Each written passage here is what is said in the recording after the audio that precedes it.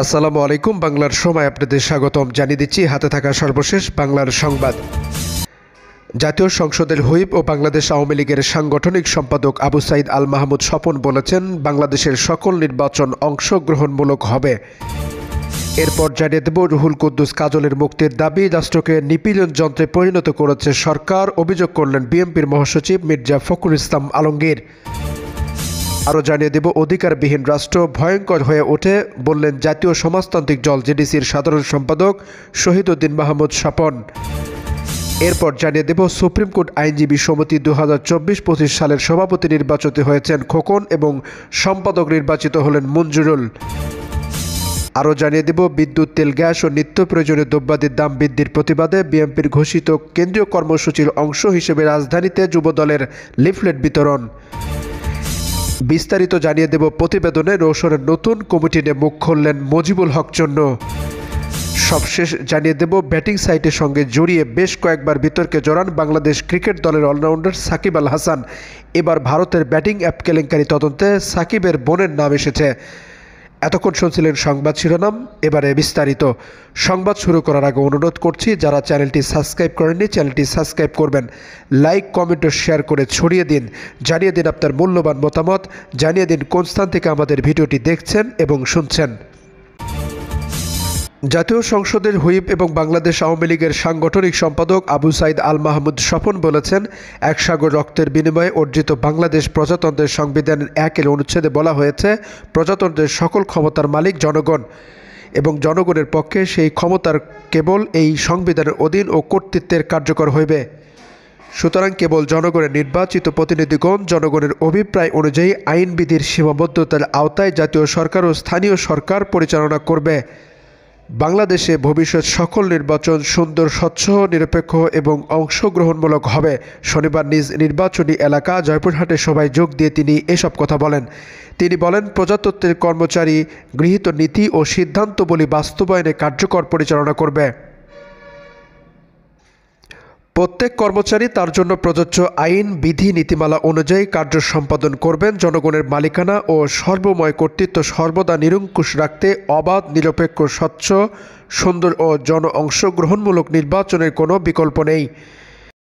এদিকে ক্ষমতাসীনদের সমালোচনা করে বিএনপির মহাসচিব মির্জা ফখরুল ইসলাম আলমগীর বলেছেন, আওয়ামী লীগ সরকার মানুষের কণ্ঠের আওয়াজকে স্তব্ধ করতে রাষ্ট্রকে নিপীড়ন যন্ত্রে পরিণত করেছে।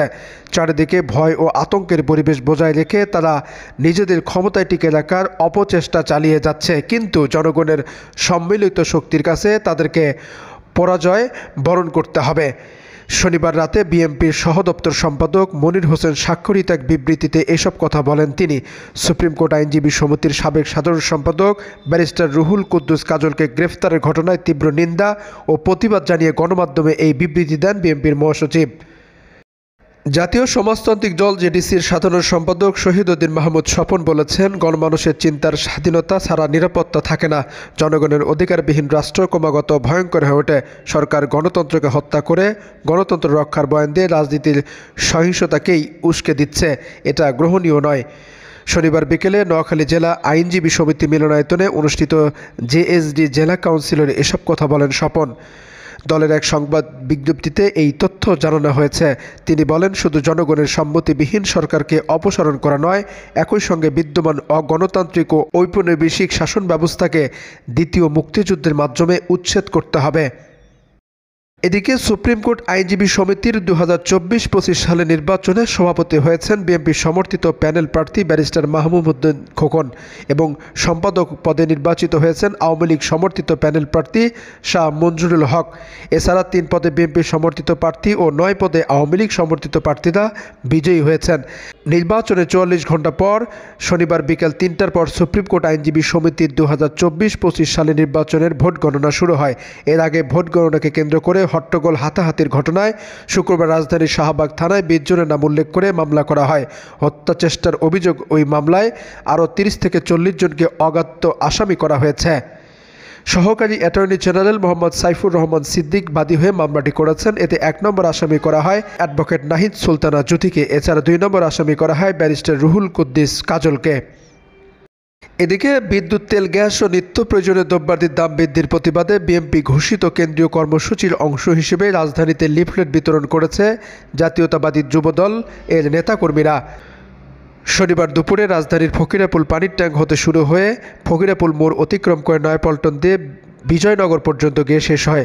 যুবদলের কেন্দ্রীয় সভাপতি জাকির হোসেন সিদ্দিকীর নেতৃত্বে এ সময় উপস্থিত ছিলেন সহসভাপতি তরিকুল ইসলাম বনি, ইমাম হোসেন, যুগ্ম সম্পাদক জিয়াউর রহমান জিয়া, তরুণ দে, সাইদুর রহমান সহ অন্যান্য নেতৃবৃন্দ।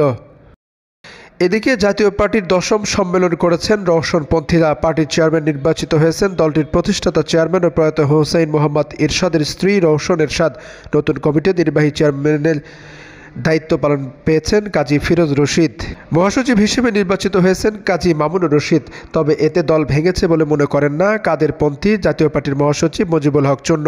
শনিবার দুপুরে রাজধানীর ইঞ্জিনিয়ারিং ইনস্টিটিউটে দল 10ম সম্মেলনে আগামী 3 বছরের জন্য কমিটি নির্বাচন করা হয়। কাদেরপন্থী জাতীয় পার্টির মহাসচিব মুজিবুল হক চন্ন গণমাধ্যমকে বলেন, দল ভাঙেনি, দল থেকে বহিষ্কৃতরা আলাদা দল করেছে। জাতীয় পার্টির নামে অনেক দল হতে পারে, কিন্তু জিএম কাদেরের নেতৃত্বে আমরাই মূল জাতীয় পার্টি। বহিষ্কৃত ছাড়াও অনেক কাউন্সিলে উপস্থিত ছিলেন। এ প্রসঙ্গে বলেন, বহিষ্কৃতরা ছাড়া যারা ছিল তারা আমাদের দলে অনেক দিন ধরেই নিষ্ক্রিয়। ব্যাটিং রেটিংয়ের সঙ্গে জড়িয়ে বেশ কয়েকবার বিতর্কে জড়ান বাংলাদেশ ক্রিকেট দলের অধিনায়ক অলরাউন্ডার সাকিব আল হাসান। এবার উঠে এলো তার বোনের নাম। ভারতীয় গণমাধ্যম ইন্ডিয়া টুডের প্রতিবেদনে বলা হয়, সাকিব আল হাসানের বোন 11wicket.com নামে একটি অনলাইন ব্যাটিংয়ে বিনিয়োগ করেছেন। ভারতের কেন্দ্রীয় তদন্তকারী সংস্থা এনফোর্সমেন্ট ডিরেক্টরেট গত বছরের সেপ্টেম্বরে মহাদেব ব্যাটিং অ্যাপ নামক একটি অনলাইন গেমিং প্ল্যাটফর্মের মাধ্যমে বিপুল আর্থিক দুর্নীতির খোঁজ পায়। সে ঘটনা তদন্তে ভারতের অনেক রথী মহারথীর নাম উঠে আসে। শুক্রবার রাতে ইন্ডিয়া টুডের অনলাইনে আস্তাকের অনলাইনে প্রকাশিত এক সংক্রান্ত প্রতিবেদনে বলা হয়েছে, মহাদেব ব্যাটিং অ্যাপ তদন্তে 2 ব্যবসায়ী গিরিশ তালরেজা ও সুরজ চৌখানিকে গ্রেফতার করা হয়েছে। তদন্তকারী সংস্থার ইডি সূত্রে জানিয়েছে, সুরজ চৌখানি কাঠমান্ডুতে একটি ক্যাসিনো 40 কোটি টাকা বিনিয়োগ করেছিলেন। এর পাশাপাশি তিনি বাংলাদেশ 11wicket.com নামে একটি ব্যাটিং অ্যাপে বিনিয়োগ করেছেন। এতে তার অংশীদার ছিলেন সাকিব আল হাসানের বোন জান্নাতুল হাসান। এ বিষয়ে বাংলাদেশে সাইবার অপরাধ নিয়ে কাজ করেন এমন কয়েকটি সংস্থার সঙ্গে যোগাযোগ করা হলে সংশ্লিষ্ট কর্মকর্তারা বলেন, ভারতীয় গণমাধ্যমে প্রকাশিত খবরটি এখনও তাদের নজরে আসেনি। এ বিষয়ে বক্তব্য জানতে জান্নাতুল হাসানের সঙ্গে যোগাযোগ করা সম্ভব হয়নি। এ সংক্রান্ত কোনো অভিযোগ বা তথ্য এখনও পাননি বলে গণমাধ্যমকে জানিয়েছেন ঢাকা মহানগর গোয়েন্দা পুলিশের কাউন্টার টেরোরিজম ইউনিটের সাইবার ক্রাইম ইনভেস্টিগেটর উপকমিশনার নাজমুল হাসান। এর আগে স্পষ্ট ফিক্সিংয়ের প্রস্তাব পেয়ে আন্তর্জাতিক ক্রিকেট কাউন্সিলের দুর্নীতি দমন ইউনিটকে না জানানোয় আলোচনায় এসেছিলেন সাকিব আল হাসান, যার জন্য তিনি 2019 সালের অক্টোবরের 1 বছরের জন্য ক্রিকেট থেকে নিষিদ্ধ হয়েছিলেন। 2022 সালে রেটিং সংশ্লিষ্ট প্রতিষ্ঠান বেট উইনার নিউজের পণ্য দ্রুত হয়েও বিতর্কে জড়ান সাকিব। পরে বাংলাদেশ ক্রিকেট বোর্ডের চাপে সাকিব সেই চুক্তি থেকে সরে আসেন। ডেস্ক রিপোর্ট, বাংলার সময়।